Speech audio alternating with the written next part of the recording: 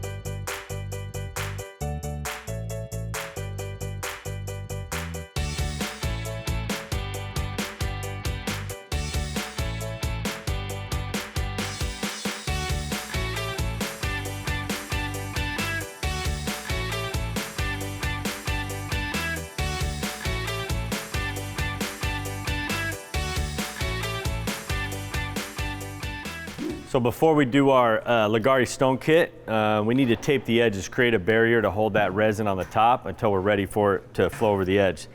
Benefit of our fast cure primers is we can tape on them when it's still tacky. So we want to go apply the epoxy on the primer when it's still tacky. We don't want that to set up too long. So a lot of times people will paint and stuff and then tape on their edges, it'll pull the paint off. You don't have to worry about that with our primers. We can tape onto this while it's still tacky, and it's still gonna set up underneath that tape, and when we go to pull it, it's not gonna peel it off at all. So I'm gonna go over how to tape your edges. We wanna tape high enough to where the resin is not gonna go to the top of the tape and wind up folding it over and losing resin. So this is what I do. I'm using painter's tape. It's 1.8 inch wide, and we're gonna tape about half onto the counter, and we're gonna have about half above the counter. So we're just gonna pull a strip out, and again, do about half and half.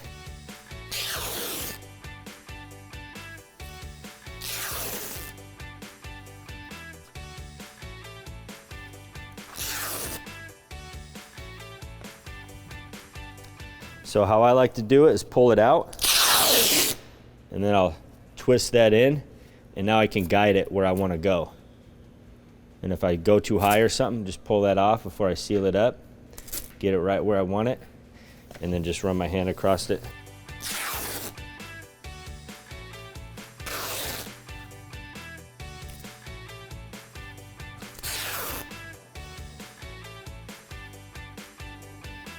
All right, so there's one row. We're gonna add another row, and we're gonna try to keep it at the same height, or close to.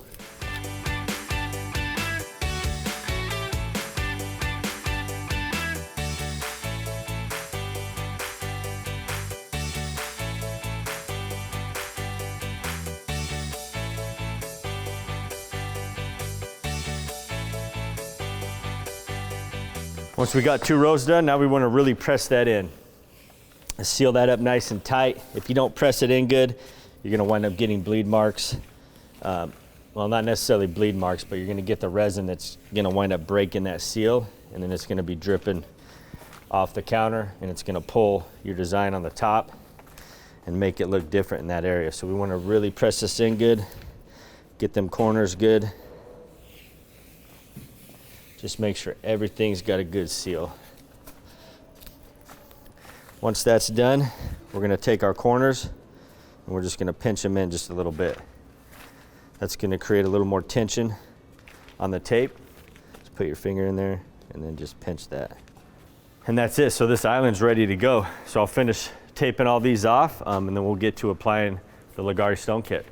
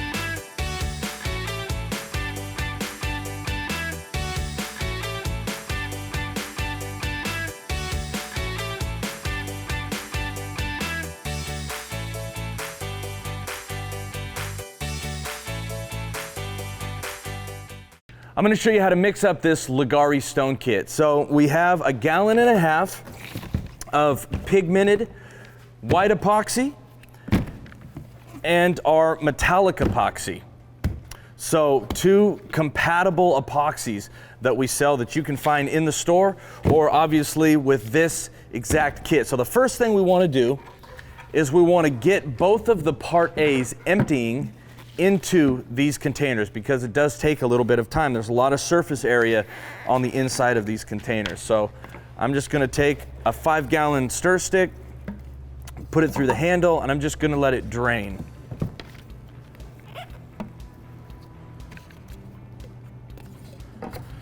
One thing you want to keep in mind when you're pouring out these containers is that the top of these handles is flush with the top of the spout. And so you want to tip it up for about 5 to 10 seconds and just let it drain back into the jug, just in case some material got caught up in there. And what we're looking for is we want the stream to just turn into more of a drip. And it could take a little bit. You can leave these things upside down for 20 or 30 minutes before you actually start if you'd like. That doesn't hurt anything. So you can see it's just barely barely streaming out. We'll just give this a little bit longer. And I'll tip up the clear. Do the same thing.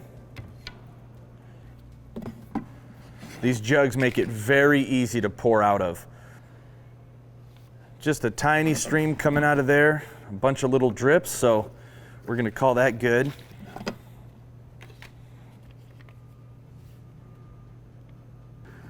Same thing with the white.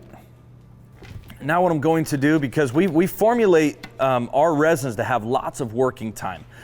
We formulate them to get rid of bubbles and have all sorts of cool features. So I'm going to mix up the white resin, and I'm going to set that aside while I'm mixing up the rest of the clear. So what we're going to do is we're going to pour the part B of the pigmented epoxy into the container, and I'm going to mix it for about a minute to a minute and a half, moving the drill up and down a little bit, scraping the bottom, scraping the sides.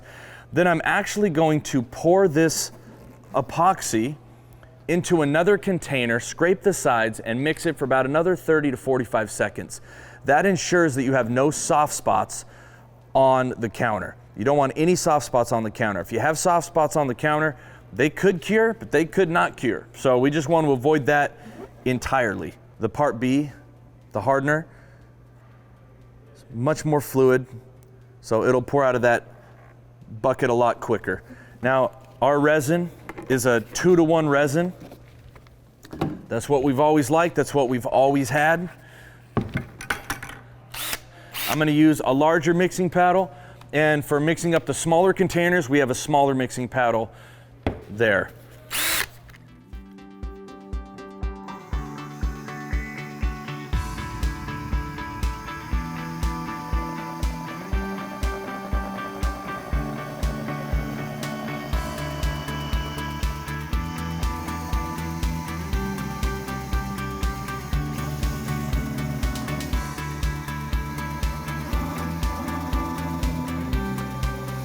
Okay, now I'm going to pour, just like I mentioned, this entire bucket into a brand new bucket. And I already know that on the sides of this bucket, there is unmixed Part A resin. I want to mix that up. I don't want to leave it in the bucket because that's a waste of resin. So I'm going to scrape the sides, scrape the bottom, and now I'm scooping it into the middle of that batch. That ensures that when I put the drill back into this and I mix again, it's going to get mixed with the rest of the resin. And now everything that's touching the side of the container has already been mixed because it poured out of the middle of the first container. I'm going to mix this about another 30 seconds and it's good to go.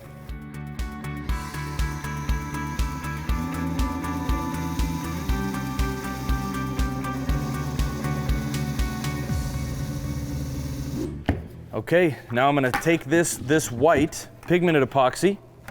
I'm going to set that aside. That is good to go, and we're just going to leave it there. Now, obviously I have mixed up resin. When you have resin that's in a mass, it does heat up a lot faster. Again, I'm not real worried about this. This whole process is probably going to take 20 to 45 minutes. I'm not really worried about this resin right now. You don't want to do it in like 90-degree weather. You want to still do it in an acclimated area, like climate controlled to about 70 degrees. Now we're going to mix up the clear. Same process. I'm going to pour in the hardener. I'm going to mix it for about a minute and a half. And then I'm actually not going to pour this into a second bucket. I'm going to pour it in a bunch of smaller containers. And those buckets, those containers are where I'm going to get my second mixing in. You'll notice that the drill head doesn't go all the way into the resin, and some people don't like that. Some people say, man, you're inducing a lot of air, a lot of bubbles, that's what that translates to, into the mix. I'm really not worried about it. We formulate this resin to get rid of bubbles. And you'll notice, I mean, I probably put 1 million bubbles in that mix, and I'll do the same in this mix. And by the time this counter's done, it's not gonna matter. It's the beauty of our resin. And there's no need for torching or anything like that. I'm going to use the same drill head. I'm not really worried about it having some white on it because I'm adding metallics to this mix.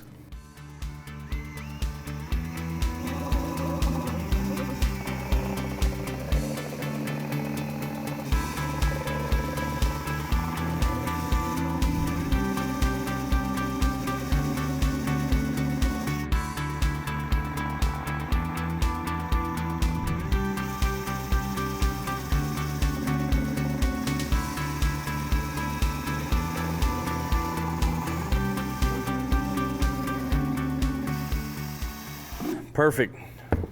Now comes the fun part. I'm gonna take 4 2-quart containers, and you can do this with 2.5-quart containers as well. They're just kind of the easiest to work with. We're gonna add our resin into it, our clear resin. We're gonna add our metallic powder, and then we'll make our batches for the Leggari Stone Kit. So the first thing I want to do is separate all this resin evenly, except for the last one. The last one we're going to split. So I'm going to pour between 50 and 60 ounces in each of these containers.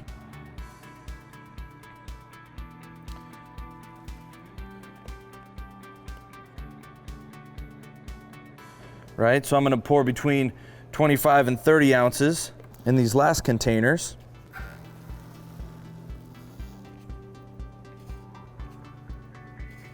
And then I am going to scrape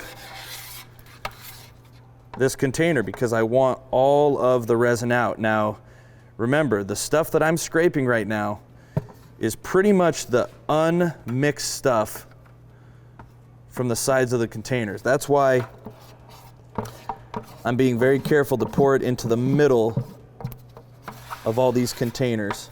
And then we're going to be pouring into some other containers again. So it's a lot of freedom. We're going to ensure we don't get any soft spots in this mix. What I'm actually going to do, because I just want a little bit of the bronzer, I want a lot more of the adamantium. The adamantium has kind of a range of what it can pigment. So we really have designed the amount to pigment between 50 to 65 ounces, 70 ounces. It'll stretch a little bit farther, but we don't want to stretch it too much because you don't want the metallics to be transparent. What I'm going to do is I'm going to take the Midnight Pearl and put it in this one. I'm going to take adamantium and I'm going to put it in these two, about 1.5 of them. And then I'm going to use half of this packet of bronzer and put it in this one. We want a little bit of bronzer. I'm going to be wearing a respirator mask. That's a good habit to get into, to wear that respirator mask, especially while you're mixing up the metallics. And I recommend you do it outside if you can so you don't get metallic dust in the air. Don't worry about cleaning off your drill head in between each batch when you're mixing up the colors. Just start at your lightest color and work your way to the darkest color. That's the easiest way to do this. So I'm gonna do the adamantium, then I'm gonna go over and do the bronzer, and then I'll do the Midnight Pearl. And I don't have to clean my drill off. It's kind of a little trick there.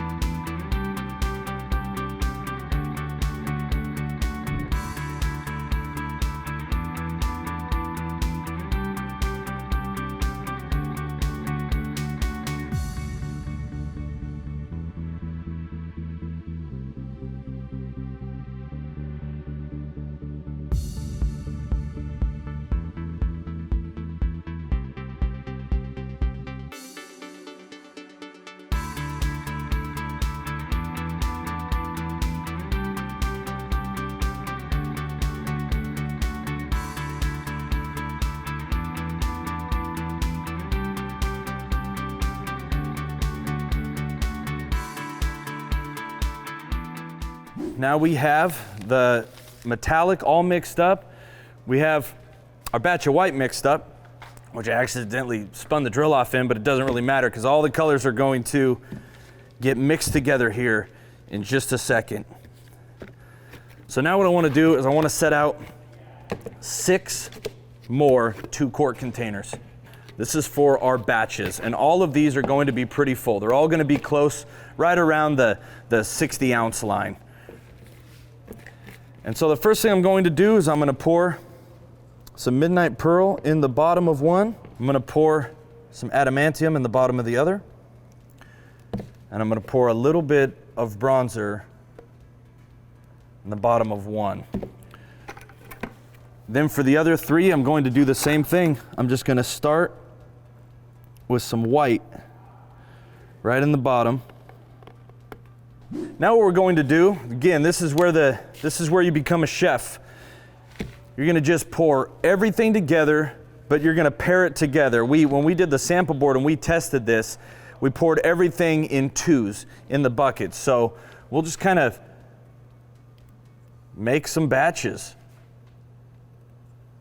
And we want lots of layers, guys, just a little bit in each one. Lots of layers, because that means you're going to get a lot of mixing happening within the containers. You want lots of mixing going on. I'm going to pour some of that white into a container so I can make it's much more manageable. And now I'll take a little bit of the bronzer and the white, pour it in these 2. Maybe I'll skip that one because it's got a lot in it right now.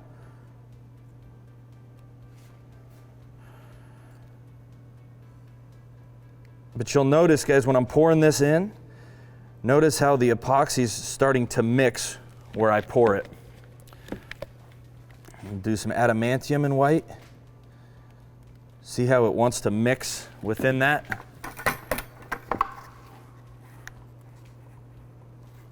I'll do the same thing with the Midnight Pearl. Get some Midnight Pearl going with some white in this mix. Get some more white. And guys, remember this second bucket of white, that's the bucket we poured into. That's our secondary mixing bucket. So we can actually scrape the sides out into these when we're done. We don't want to leave any resin in the container. All right, now we'll do a little bit of silver and black. It's the adamantium there.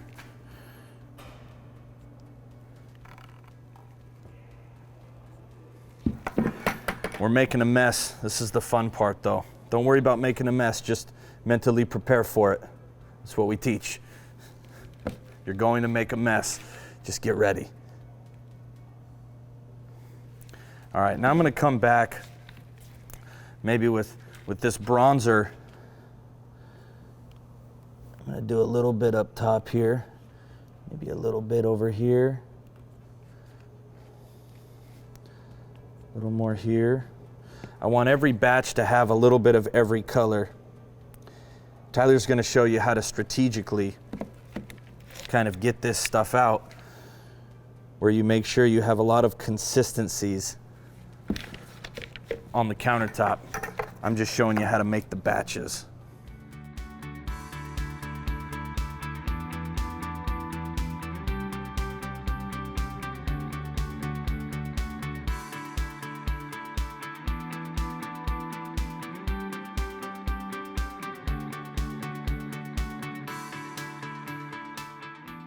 Just making an absolute mess. I love it because I mentally prepared for it. And I got plastic everywhere. I got plastic under my feet. I got plastic on this table. Now I'm going to scrape some of these into one container, the adamantium, see if I can get some more out. And we're just about done with all of our batches, and then we'll hand it to Tyler. He can take over.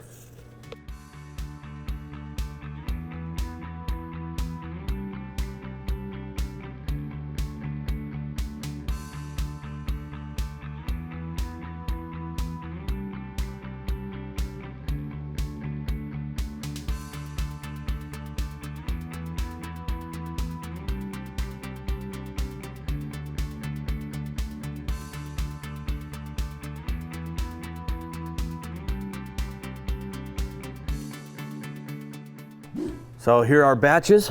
We'll get them to Tyler and then watch the magic begin.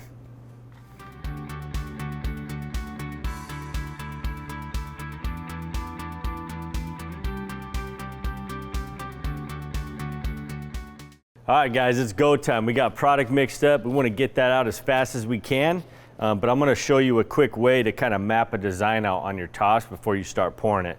Now, obviously, you want to do this before you start mixing, so everything's ready to go. Once it's mixed, you can start dumping it out. Just take a Sharpie, and you can kind of just draw a pattern that you want to follow on the counter, or you can even map it out on a piece of paper and then kind of do that on the counter so you can kind of get an idea of the pattern or the vein, the look that you're going for. There's obviously thousands of different ways we can pour this out. It's going to look cool every time, so we're just going to show you this technique. So I'm just going to start kind of just mapping out a few patterns here, and that's going to give me something to kind of follow as I'm pouring out. I think I want to do one continuous vein all through this top. And then I like to just kind of fill in other spots, right? Switch it up, maybe do like a half circle there. You can bring in maybe a half circle here. So there, now I got an idea of how to pour it out. And I can do the same thing on all the other counters, but we'll just kind of wing it back there. So the next thing, we don't exactly know how this is gonna look, the colors, what colors we're gonna get as we're pouring out. So we wanna take note of that.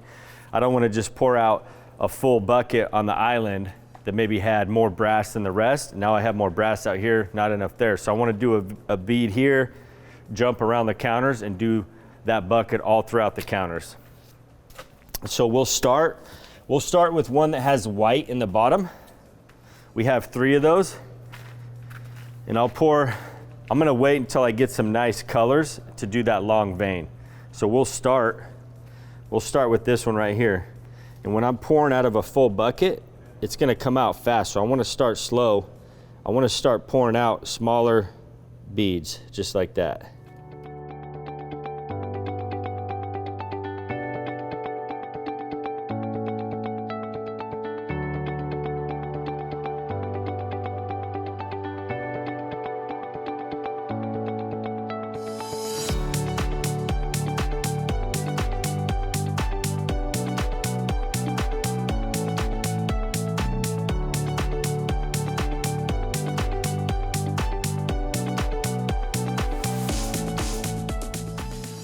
All right, guys, now notice I'm getting some of that white out. So I want to make sure I'm pouring some of those all throughout the top. So we'll do 2 small ones here.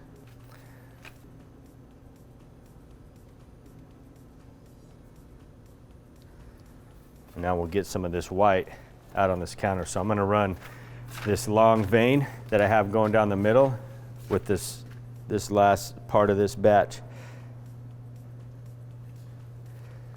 because it's going to be a beautiful pour. Look at the colors in this. Just absolutely beautiful.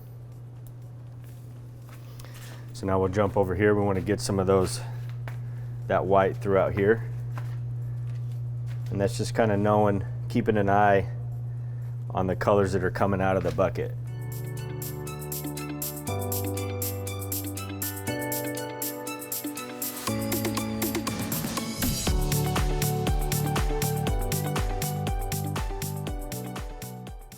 All right, so I got a little left in there. I can do some highlight beads later on, but we'll grab one that looks like it's got black in the bottom, and we'll do the same thing. We'll just start jumping around these tops, making sure we're getting all the colors that are coming out all throughout the counter.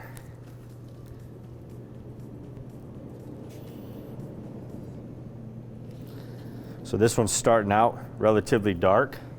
And you can tell we got a lot of light stuff on this side, so I want to start pouring some of these darker colors out over here.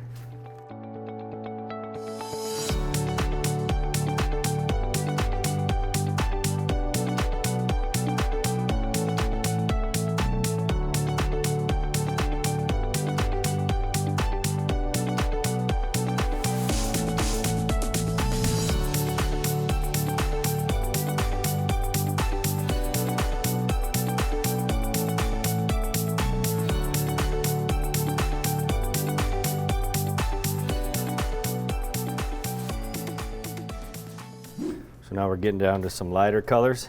So again, I'm just kind of moving around, making sure we got dark, lighter colors all throughout these tops.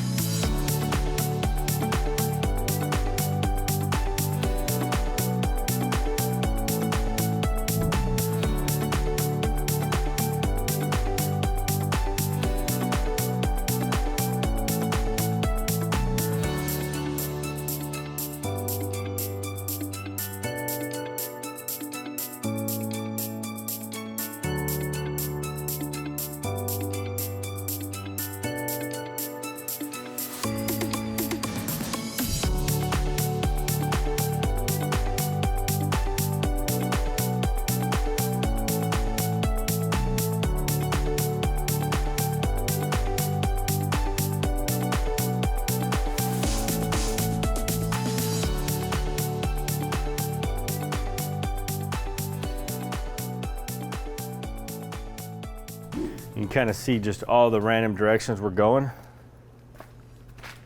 If you guys want more of a softer look, you can do not as radical of angles. You can do softer S curves, stuff like that. Again, there's so many different ways to pour this stuff out. So we'll just grab another one. This one has the bronzer in the bottom. So obviously when I get to the bottom, it's going to be a lot of bronzer. So I want to make sure I'm splitting those up through these tops. I'm assuming this first one's going to be a little dark. So maybe we'll start back here where we got a lot of white and start pouring some of these out back here.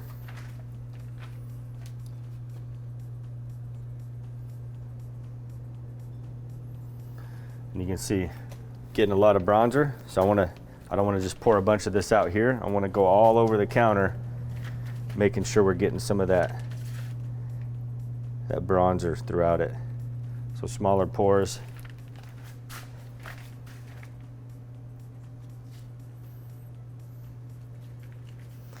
Different areas on the top. And I'm just kind of watching the colors that are coming out and making my decision on where to put them.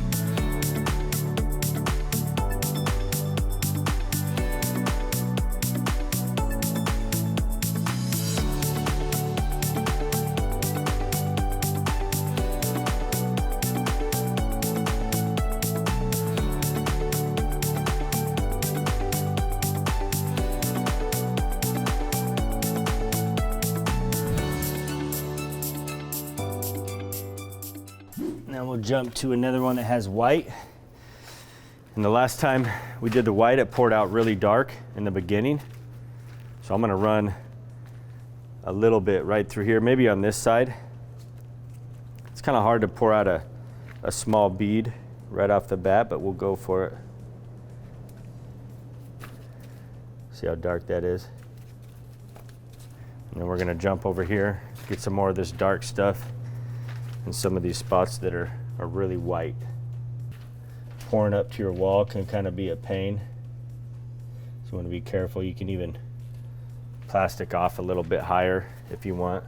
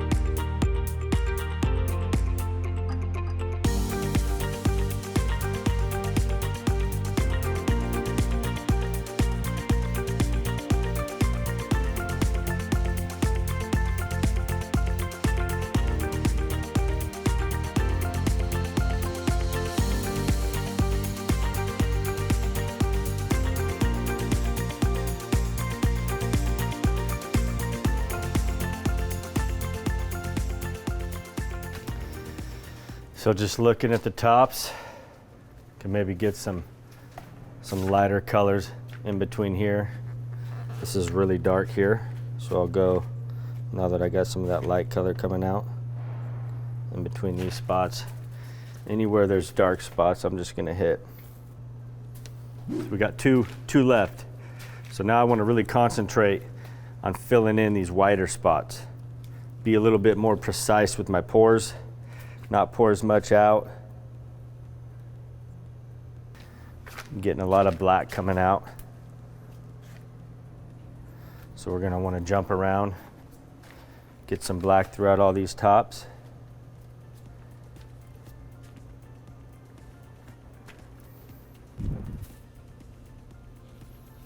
Again, just keep moving around. Notice we don't have really any black through here. So we wanna get here, some of these darker colors. Run one right through here.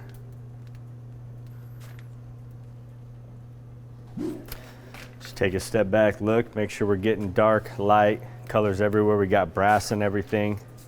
And you can see the majority of this is already leveled out and covered. So I don't really want to pour more out there. I want to start pouring anywhere that's missing resin. So I'm just going to go around, start fine tuning some of these spots.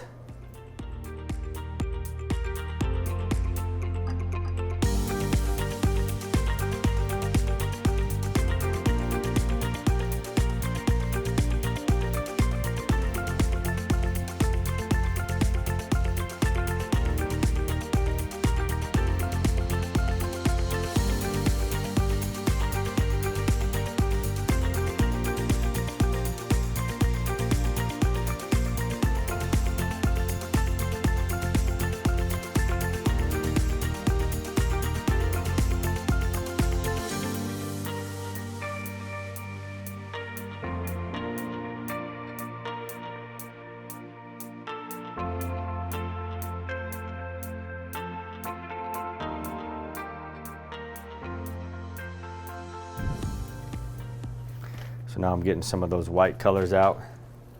Again, it's just kind of noticing the colors that are coming out and where do I want to put those on the top.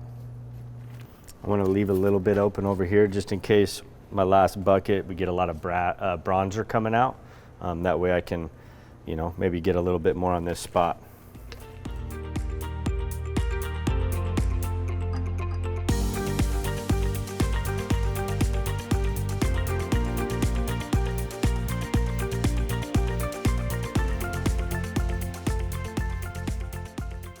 I think I'll save that. That's gonna be a really cool pour, and I can do some highlight veining with that.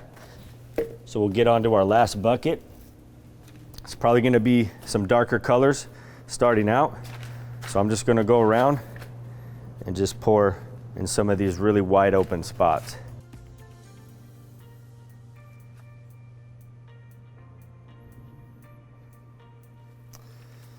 There's a good pour right there. It's hard to pour when it's really full, skinny, even veins.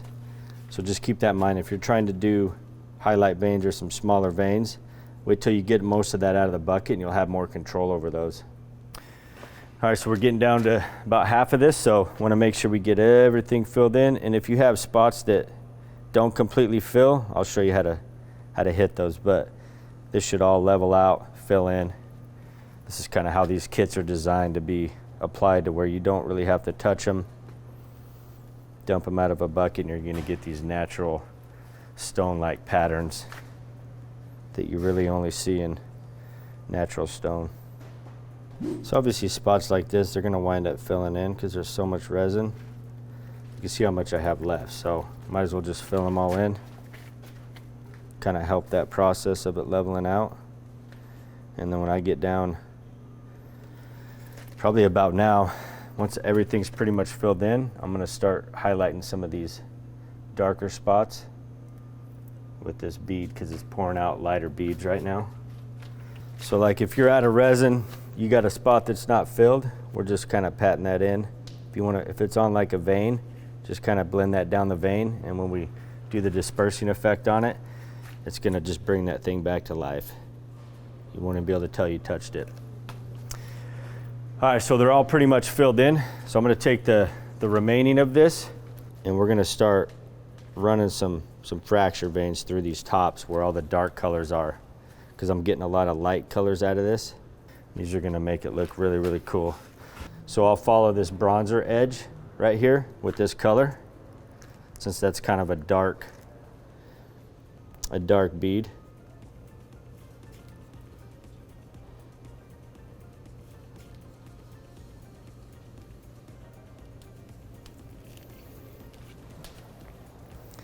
And we'll just kind of go around and just follow some of these patterns. Right in here will be a cool one.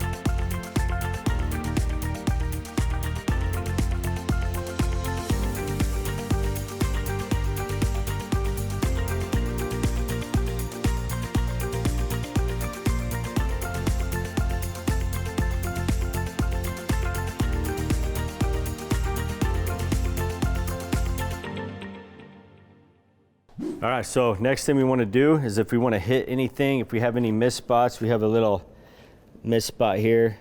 Just touch it, dab it in, go around the counter. If you see any spots that, like right here, I'm not really worried about this because when I pull the tape, it's going to want to flow down. It's going to get rid of that little soft edge there.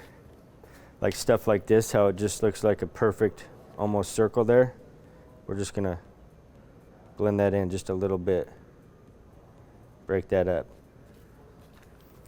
And if you like it, leave it. You don't have to touch it. But you can really fine tune it. So I'm just looking for any spots that kind of have that half circle look to it. Just going to kind of blend that in just a little bit. And then as far as like your back edges, you can see like right here, there's no resin. So I'm just going to kind of just pat that in there. It's going to help level it out. So any spots that kind of just look like they were just stopped, just going to touch those up a tad bit on the back there. Like maybe this guy right here, just blend that in just a little. Got another spot that didn't really get to the tape. Because once we throw the dispersing effects on here, you're not going to be able to tell I ran my finger through it. Really, really cool. Just want to make sure everything's coated. We don't want to have any missed spots. So you can see we got, if you stand back and look, we got an even amount of white. We got darker colors. We got some of that bronzer all throughout the counter. And that's all about knowing what colors are coming out and moving around the counter, getting those colors all throughout the top. So really, really cool process. So what I'm going to do now is I'm going to spritz it with isopropyl. It's going to bring out a lot of the cells, dispersing effect. If you guys want it more subtle, just take denatured alcohol, do a fine mist over the whole top, and that's not going to really react with the surface and disperse it as much. So that's what I'll do now. I'm just going to spritz the surface, getting small to medium-sized droplets. If you guys are doing this inside a house, in a room, make sure you're wearing a mask. We're in a big warehouse here, so we don't, we're not confined to an area. But it's always good to wear a mask whenever you're spraying actual chemicals in the air.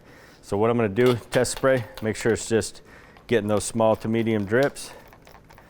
And by doing that, I'm just barely pulling the trigger. This is going to bring some of those cells out a little bit more.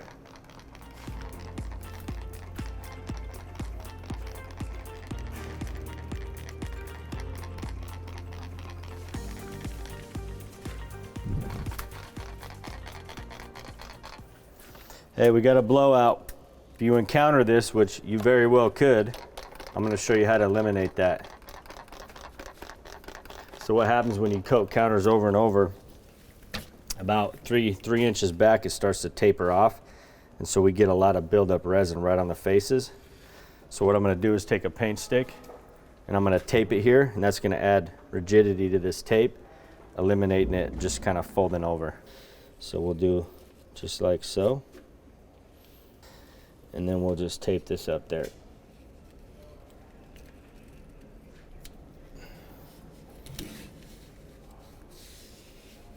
And we have a lot of resin. I might have poured too much in this area, because if you come over like right here, there's not as much built up.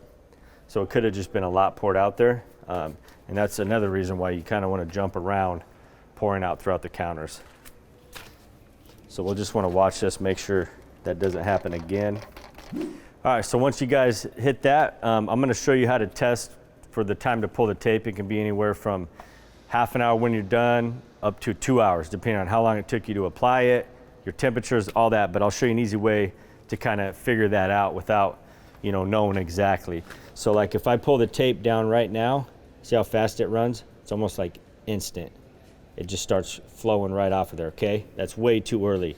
If I was to pull the tape right now, all the resin from probably here on back would start pulling all my design, and it's gonna ruin our design. We wanna keep this design just like this, right? So the way to do that is we let the resin set up, and then once it sets up, gets a little stickier, we pull that edge, and it slowly lets the resin drip down the edge, and it doesn't mess up the design on the top. So that's why we do that. So when it's ready to go, I'll show you guys what we're looking for. We want to pull that tape back and just have it barely slowly move down the face. Now, if you're doing like a 4-inch edge, 3-inch edge, you're gonna need to pull it a little earlier to get it to flow all the way down that edge. Typical counter edge, that's kind of what we have here, 1.5 inch, 2 inch. You're gonna wanna do what I'm gonna show you when that time comes. All right, so the last thing I'm gonna do before I walk away and let these edges set up, I'm gonna mist the whole surface with denatured alcohol. And that's gonna create the surface to fizzle, and it's gonna release any of the air that got trapped inside there while we were doing the dirty pour. So I'll kind of show you that process. Take these gloves off so I don't muck out our spray. And again, guys, wear a mask, but I'm just gonna mist the surface. Just pushing that down onto the surface.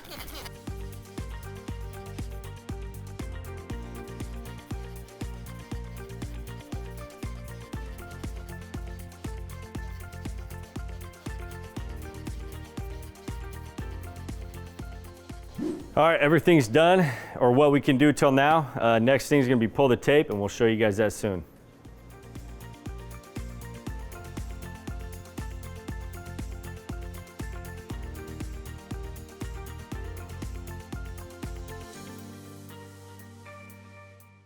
All right, guys, it's ready to pull the tape. So I'm gonna show you kind of what we're looking for when we fold this tape down. You can see it's just barely moving. It's about the perfect time. So I'll start pulling it right here. And by the time I get around to the back around here, it'll probably be halfway down the counters. Notice how it's not pulling that primer off at all. That primer's set up underneath that tape, even though we went on it when it wasn't completely dry.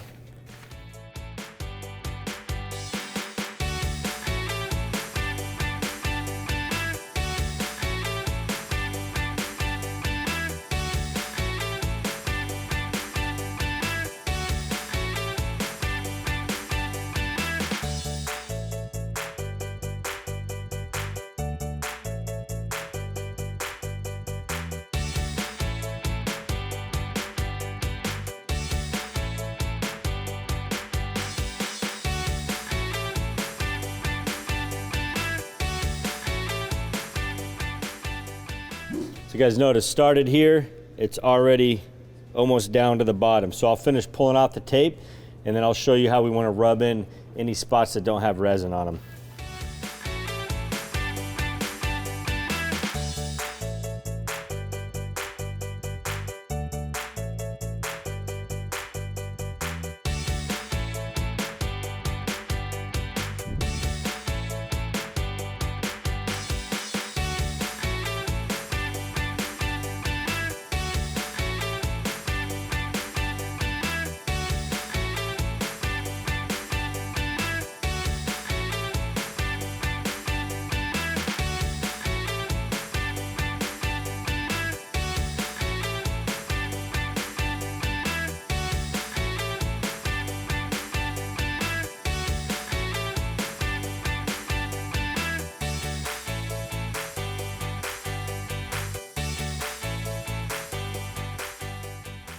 All right, so we got all the tape pulled. Next thing we're gonna do is I'm gonna go around. What you wanna do is any spot where it's not coated, like right here, we wanna rub that in. And don't worry about messing up the design on the counter, because we're gonna still get a lot of this to flow over. We just wanna get rid of any of that surface tension, any missed spots. And I don't need to hit the whole face if it's only at the bottom. So notice how I'm not hitting the whole edge, just the spots that need filled in. Now notice how some of these patterns are coming down at an angle, right? The only way you're gonna get that look is by doing this process, because the resin's so sticky. If we would have pulled the tape right away or just did one of our standard kits, the veins usually come straight down, but now we get that pattern coming down at different angles. It looks really, really natural. I mean, this vein right here, it comes down and then goes back up. And that's the kind of stuff that you see in natural stone. We got a bunch of curb patterns here, really, really cool. So again, we're just going around, hitting any spot that's dry, doesn't have epoxy. These are all pretty good. Last thing we do, we scrape the drip. So this is gonna be dripping maybe for another hour. Periodically scrape them, maybe every 30 minutes come out and scrape them. When it's fluid like this, or I would say not super sticky, we can use a paint stick. Once this starts to set up and get really, really sticky, notice how sometimes it's leaving a bead behind. That's about the time that you would want to use a scraper, something that's a little skinnier, and we can almost cut that stuff right off and it won't leave as much behind. So when it starts to set up on you, you want to use something like this to scrape the drips. And again, it's still a little early, but I wanted to show you kind of the process to getting those drips scraped. And then I'll just clean that off on the floor, plastic, and then just kind of go around the tops and do that. Again, you're gonna have to do this periodically for the next maybe hour, because again, these are gonna drip quite a bit.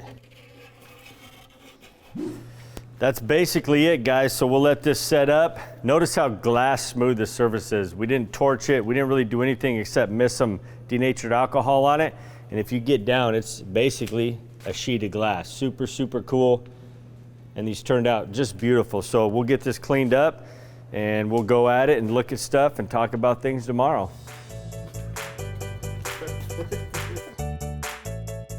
With the world's largest database of epoxy tutorials in real life applications, you'll be sure to find what you need. Head over to our YouTube channel, check out hundreds of videos of different applications, different techniques, different colors. If you guys like these countertops but didn't like the colors, don't worry, we got a kit for you.